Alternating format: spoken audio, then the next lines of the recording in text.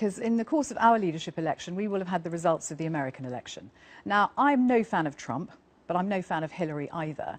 But I suspect that Hillary's probably just going to tip it. I go back to what I said before. You know, our future as a political party in Britain does not lie in that far right wing. I don't see a groundswell of opinion in this country for more far right wing policies. I don't see a groundswell of opinion for the right to bear arms in America. You know, all those kind of Trump. And do you think that Raheem Kassam, who looks to be like the front runner at the moment, is going to take the party in a far right direction, as you would characterise it? Yes, yes, absolutely. I don't think there's any doubt about that. And you know, our members don't want that.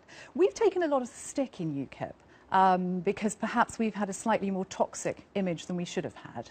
And our members, as I said, the ones that are doing the campaigning, have felt the brunt of that, being abused, being physically and verbally assaulted on the streets. You know, they don't want to have a fresh injection of toxicity that's going to make it even more difficult for them. They want policies that help us win. And do they think, and do you think, that Raheem Kassam is toxic?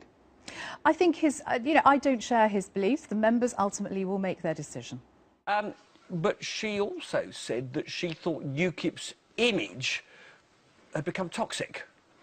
Yeah, I mean, the last leadership election that we had, just a few weeks ago, we have them almost as often as the Labour Party now. I didn't endorse anybody, I didn't criticise anybody, I didn't get involved. And I'd intended not to get involved this time. But, you know, for her to talk about the party being toxic, for her to already declare one of the candidates who's running, Raheem Kassam, as being far right, I don't view this as being a very good start. And I have to say, they're the sort of things she said to me. I mean, after the general election, she said to me I shouldn't take any part at all in the referendum campaign. I was toxic. Immigration shouldn't even be discussed with the British public. And I think she's been in the wrong place ever since then. I mean, she may well think that herself, but that is not how UKIP members and UKIP voters feel. So just to be absolutely clear, you would be urging UKIP members to vote for any other candidate? Well, I won't be voting for her, not after that, no. Well, the truth is that I went to Cleveland to the Republican convention as part of my getting my life back strategy, having resigned as UKIP leader, and I was just stunned by how big Brexit was over there. Not just amongst the delegates, but just ordinary folk you met in the streets wanted to talk about Brexit and what it meant. Yep. And some thought it was brilliant, and some thought we were crazy. Did you have any opportunity to talk to him this time? I happened to be invited to go to Mississippi by the governor of Mississippi to talk about Brexit and what were the crossovers, what were the parallels with the American elections, and just by happenstance, coincidence, finished up meeting Trump, going on the stage with him. I haven't endorsed him as a candidate. I don't agree with everything he says, but I do think in terms of direction of travel, he's right on several big issues. Are you going to run? Yes, I am. I've made the decision that I'll put my name forward to be the next leader of UKIP. I have huge support out there across the country, not only amongst people at the top of the party in Westminster and with the MEPs, but also amongst the grassroots. And I want to stand on a platform of being the unity candidate. UKIP needs to come together. You know, I'm not going to be on here and gild the lily. UKIP at the moment is looking over the edge of a political cliff. It will either step off or it will step back, and I want to be the candidate that will tell us to come backwards. You said it faces an existential threat, which would mean that it's possible that it has no future at all. Well, students of political history know that political movements or political parties take a long time to get going and build. It's taken us over 20 years, but they can disappear pretty quickly. And UKIP is facing an existential crisis. What's happened over the summer has put us on we could be getting onto a spiral which we couldn't get off. But I believe that I am the man to bring the factions together, to create unity within the party, and to build and restructure and get us ready for the coming challenges. Now then, the race to discover who will be the next leader of UKIP is underway, and with the backing of the party's key donor, Aaron Banks, it looks like Raheem Kassam is the front runner. One of the candidates, Suzanne Evans, who today confirmed her own candidacy, said that she feared he would take the party in what's called a far-right direction. Well, Mr Kassam joins me now. A very good morning to you, Mr Kassam. Well, let's respond directly. Let's hear it from you, from Suzanne Evans. She talked about that far-right direction. She also talked about not wanting that kind of toxicity in the party. I don't want this to be about personal attacks, and I was disappointed that 60 seconds into her campaign launch, she makes it a personal attack on me. I think this is about the future of the party. I certainly do not consider myself far right, and I think she never considered me far right when she asked for my help writing UKIP's manifesto in 2015. So this is just politics, and I want to get away from that, and I want to talk about what the future of the party should be and what the future of the country should be. So I'm going to say to her, let's stop all of that. Let's come together as people who believe in Britain and actually knock our heads together and come up with the right solutions. She can meet me whenever she wants. But do you think she's an asset to the party? I think she can be. I think there's no doubt not at the about moment, it. then. Well, I think there's no doubt when she goes in front of television cameras and takes the party line on things, and she can present them in a very reasonable and good way. But when she does things like this, it really undermines her, it undermines her campaign, and it's an attack on a lot of the party members. There was a YouGov study that came out today that showed that the party likes the direction that Nigel Farage has taken it in. They don't want to compromise on that. And she's talking about compromising on it and being the centrist party. And I'm here to say that I would continue Nigel Farage's legacy inside UKIP. But, I mean, you're not a unifier, are you? I mean, you're pretty forthright about many of the personalities and members of the party, aren't you? I mean, are you serious about trying to unify the party, or wouldn't you just want to get rid of them? I'm deadly serious. If these people, like me, by the way, can be penitent sinners and say, we've said some things in the past that we don't wish to stand by. So they're sinners at the moment. Sorry Douglas about it. Carswell, I think a lot sinners. of us are. I think a lot of us are, and I'm putting myself in that.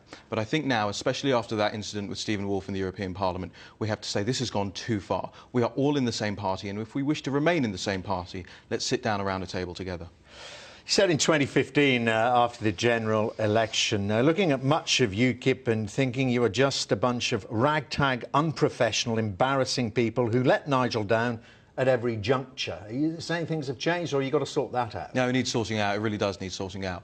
Well, somebody's going to have to go then, aren't they? Well, this is why... Well, some structures need changing. The party needs a professional management board. It's ludicrous that you have elected members of the National Executive Committee who fight their own seats across the country in charge of the finances and in charge of campaign strategy, because they're going to favour their own seats and their own campaigns. It needs a professional management board, and yes, that means some of the NEC powers will have to go. And the NEC should be turned into a regional representation for the party. So yes, I am the only candidate, and I truly believe I'm the only candidate who is willing to go in there and say this needs real change. OK, so if some of them can't deal with that, they go, and then you'd bring in the likes of Tommy Robinson. I saw an interesting video of you on YouTube talking quite recently about Tommy Robinson, who of course is former leader of the English Defence League, now leading or involved in Pegida in the UK. And you say you would consider having him in UKIP? No, I've never said that. What I've said is... You said he's a friend of yours. Well, actually, what I've said is he's a great source, because I'm a journalist. I'm still a journalist. I'm doing that. I have to get in there, I have to get into these rallies, and I report on them, and we video them, and we interview people, and I've interviewed him twice now. And I actually I will say this myself, I actually stood up at the Pegida rally and gave a speech about Brexit, because it was ahead of the EU referendum. Tommy Robinson wouldn't have a place in the UK Independence Party. I believe he's even said that himself. Unless he changes? No. See, my policy on the blanket ban inside UKIP has been very clear from day one. And you get all of the other candidates trying to spin it to journalists. This is how politics works. My policy has been very, very clear. Is that if you want to pay for your own CRB check, your own disbarment service check, then the party can sit you in front of a panel and you can make your case to them. But let me ask you this question, if you don't mind. How many members of the far right do you think are going to join a party led by a chap called Raheem Kassam? Bubkus. Well, you said you're friends with Tommy Robinson. I mean, he looks like a member of the far right to me. Well, I think what Tommy did when he left the EDL was try and sever that tie. That's not me defending him. I'm interpreting that as a journalist. Now, do you think you've got the temperament to do this job? I mean, I've been reading your Twitter feed as well, and, you know, I mean, it may have been late at night, the one I read, when you were having an exchange with, as they call the trolls, perhaps, who were having a go at you. I think you were watching Newsnight together. You were using the C word, the F word, the S word. You were barring people. Do you think you could restrain yourself if you became leader? You know, my job has been to be a very combative journalist. My job has been to be a little bit out there, a little bit, you know, get some attention, things like that.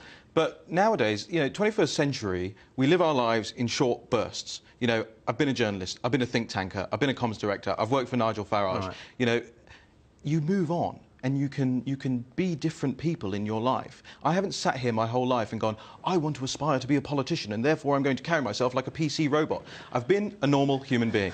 And your question was... Would you use Anglo-Saxon swear words if you become leader? No, of course not, but people use that kind of language. You know, walk down any high street with me, you can hear it. You know, none of us are beyond making mistakes like that. But it's about being able to own up to them and say, look, you know, I've done that, I'm not going to do that now. Listen to this interview, you know, go away and look at my other interviews on television. It's not that, is it? Now, talk about the policies. I mean, we've got to talk about Calais and your view on the child refugees coming in. I mean, you obviously don't believe some of them are children, for a start. Well, I would like the evidence, is all I'm saying. You know, I think would the you British want public, testing, though? Dental testing? Yeah, I think so. I think there has to be. And I would actually like that to be a transparent process. I would like these records to go up on the government website. Obviously redacted. We don't want their faces. We don't want their names attached to these things. But we can show that these tests have been done. If the government can prove to the British public and calm all of this stuff down, then why doesn't it just do it? OK. And what about Gary Lineker? I mean, he's been very voluble in supporting people, whatever age they are. I said it's basic humanity to be concerned about our fellow individuals in the world. People are saying, well, he's straight across the line here. He should be sacked by the BBC. What's your view? Well, I have never been a big fan of people who are in different industries and sports industry and things like that chiming in on politics. I think they're more than welcome to, you know. I just don't think they have all the facts to hand. I'm not a big Walker's fan. I prefer the real McCoy. OK, well, you obviously pre-prepared that, but do you think he should still be employed? I did not know you were going to ask me that question. Should he still be employed by the BBC? It's a decision for the BBC to take. You know, they have their own structures inside, determining whether or not their people should do this sort of thing. I don't care, personally. It's not a big issue for me. You know, Gary Lineker... All right, on that note, Raheem Kassam, thank you very much indeed.